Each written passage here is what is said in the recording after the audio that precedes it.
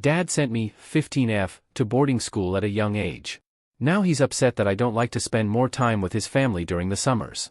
Threatening not to send me back to my school this fall. I want to go back. My father sent me to boarding school when I was only 8 years old, promising it would change my life. It did. But not in the way he expected. Now, 7 years later, I feel closer to my friends at school than to him or his new family. This summer, his frustration has turned into a threat. He says if I don't start acting like part of his family, he won't send me back in the fall. I can't lose the only place I feel at home, but what if I already lost my father? Part 1, the goodbye that changed everything. I still remember the day I left home. I was standing in our driveway, suitcase in hand, trying to understand why my dad thought sending me away was a good idea. He crouched down to my level, smoothing my hair back as he said, "This will make you strong, independent, someone who can take on the world. You'll thank me one day." But I didn't feel thankful. I felt scared. Lost. Betrayed. At first, boarding school was lonely. I cried myself to sleep, clutching a small framed picture of my dad and me at a summer fair. I missed our old routine, weekend pancakes, silly jokes, and nights spent watching movies on the couch. But after a while, I adjusted. Boarding school became my world. The other students became my siblings, my teachers became my mentors, and the campus became my home. The letters my dad sent were short and polite, updates about his work, reminders to study hard. But they never felt like a conversation. Slowly, the gap between us grew wider, and I learned to live with it. Part 2, coming home feels strange.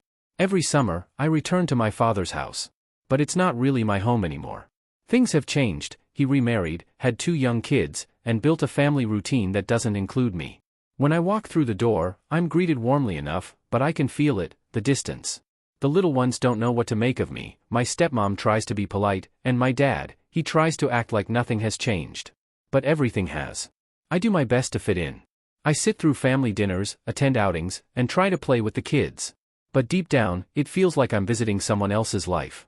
And the truth is, I miss my friends back at school. They feel more like family than the one waiting for me here. Part 3, the summer of pressure. This summer, my dad decided he'd had enough of my distance. He started scheduling daily activities, hiking trips, game nights, family outings, trying to force bonding. I tried to keep up, but it was exhausting. I wanted time to read, write, call my friends, just be myself.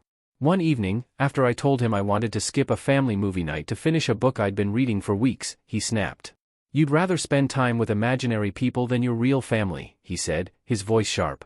I tried to explain that it wasn't about choosing one over the other, I just needed balance. But he didn't want to hear it. He saw it as rejection. Part 4, the threat. Then came the moment I didn't see coming. After another tense argument, Dad said, "If you don't start making more of an effort to be part of this family, I won't send you back to boarding school in the fall." I froze. Boarding school isn't just a place of learning, it's my home. My friends are there. My life is there. Taking that away would mean erasing everything I've built over the past 7 years. That night, I sat in my room and stared at the same old photo of Dad and me, the one I kept through my early days at school. I remembered the little girl who begged to come home, and I wondered if she'd be shocked to see the teenager I've become, the one who now feels like a stranger in her father's house. Part 5, the conversation I need to have. I know I can't avoid talking to him. But I also know it won't be easy. I need to make him understand that forcing closeness won't create real connection. I need him to see that sending me away gave me a life that doesn't revolve around him anymore, and that's not my fault. But deep down, I'm terrified. What if he says no? What if he really takes me out of school? What if I lose the only place where I truly feel like I belong? Part 6, reflection and resolve. The truth is, I don't want to lose my father. I want a relationship with him. But I also want him to understand that it has to be real. I can't be bribed, threatened, or guilt-tripped into feeling like I belong. That has to come naturally, through understanding, trust, and time. And if he can't see that? I don't know what will happen next. What would you do in my place? Would you give in and pretend for the summer, just to keep the life you've built? Or would you stand your ground, even if it meant losing everything?